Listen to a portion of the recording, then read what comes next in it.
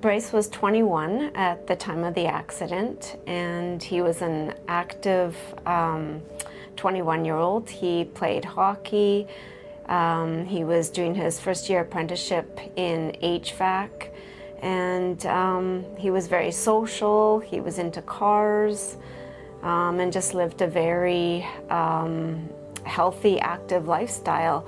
He was on his way to living the best life possible. So April 25th was the day that changed our family forever.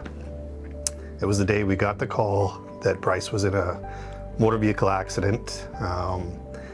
He was just coming home from work like every other day he worked. Yeah, somebody turned left in front of him, clipped him on the rear quarter panel and spun him into a pole. And it took about 20 minutes to get Bryce out of the vehicle.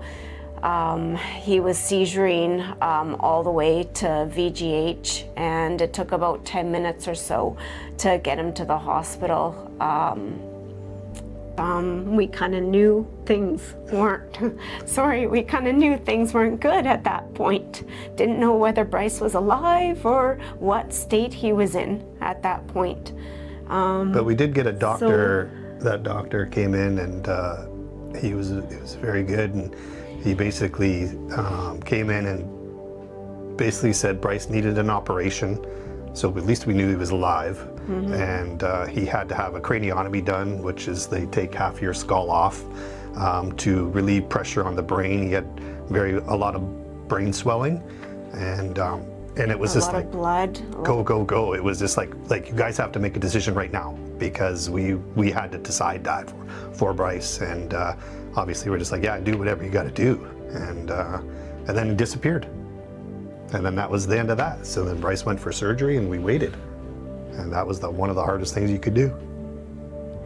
After Bryce's surgery, he was in a coma for about 10 to 14 days, and at that point they kept on checking to see if there was any brain activity, because Bryce was not moving, he wasn't responding to cues. The nurses kept saying, Bryce, can you give us a thumbs up? If you can hear us, give us a thumbs up. And there was no movement from Bryce. His eyes were closed. He was, at that time, they had taken him off of all the sedation, and still Bryce was not responding. So that was pretty scary, at that time. The surgeon that did the surgery the day of, and he had a lot of concerns with the brain activity, and he had seen signs of something that he didn't like in Bryce's left eye, which turned out later Bryce ended up losing that eye. So that was a real big blow as well. Well, he didn't lose his eye, he lost the vision in his left eye. Yes. After Bryce woke up and started showing signs of that he could hear us, and showing signs that he could listen to direction and follow instructions, he started doing physio. So he was at the hospital, I guess, for about 3 months. 84 days. Yeah, doing physio and progressing at different stages. And healing. And because, yeah, he wasn't talking for a long time. Yeah. He lost movement in his left arm, in his hand. The whole left side of his body was pretty much impaired. And then when he got released from the hospital, he went to like an in-house rehabilitation facility, where he did physio every day for about 3 weeks.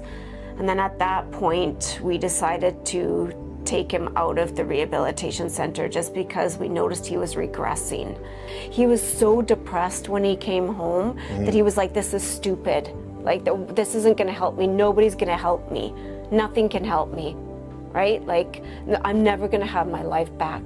I'm never gonna be able to drive. I'm never gonna be able to play hockey. So it was hard to find a place that would be able to rehabilitate Bryce neurologically, not just physically, but mentally. So at that point, that's when I found NeuroPeak. So my first interaction, I had called several places and spoke to not just the receptionist, but physiotherapists, and everybody said, you know what, it's not the right place. He's 22. We don't really have the facility or the means to support a 22-year-old. When I called NeuroPeak and I spoke to Yana and explained the situation, she's like, oh, well, you know, we've got, let me book an appointment for you to speak to Matt. He's the lead kinesiologist here. I spoke with Matt. I knew right away, like 5 minutes in the conversation with Matt, that this was the right place.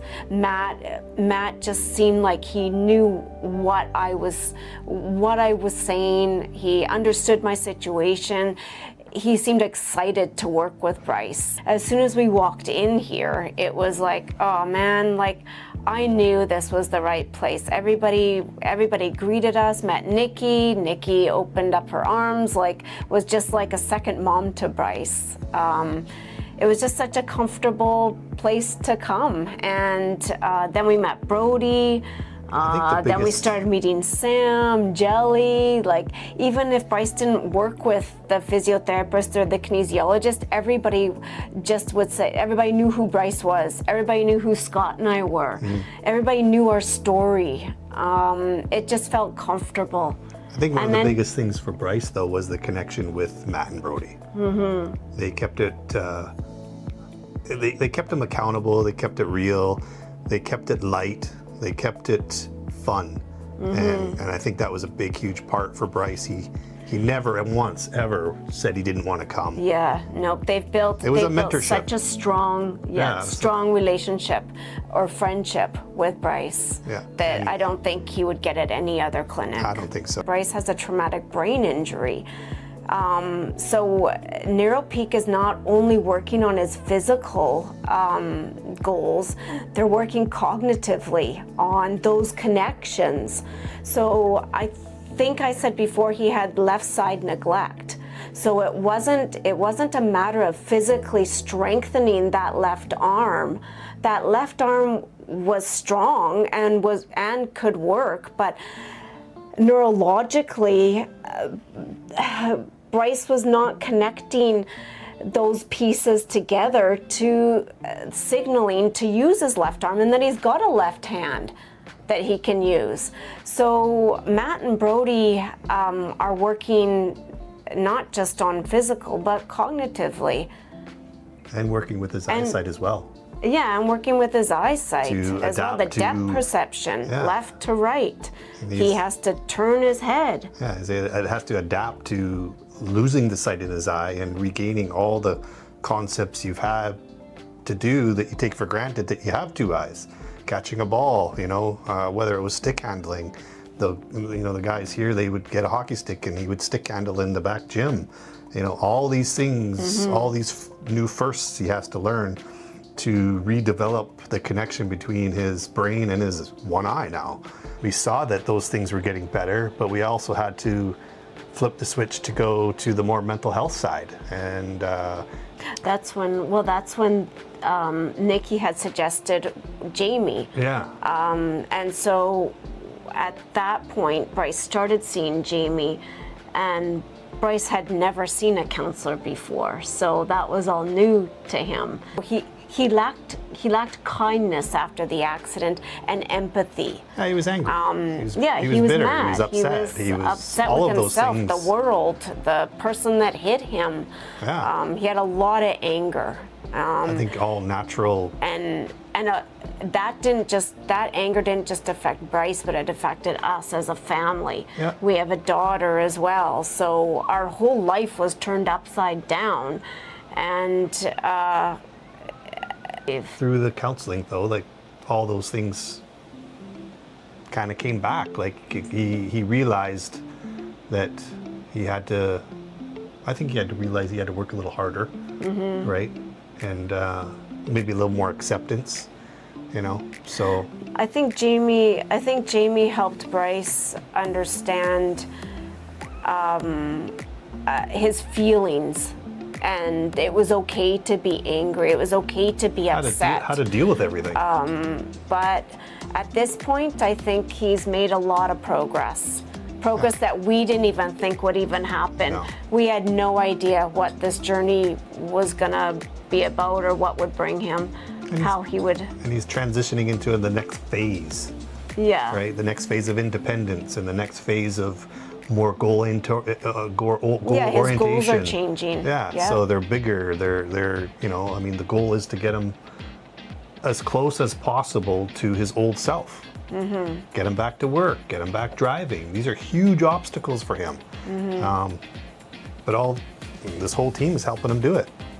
So the journey's not over.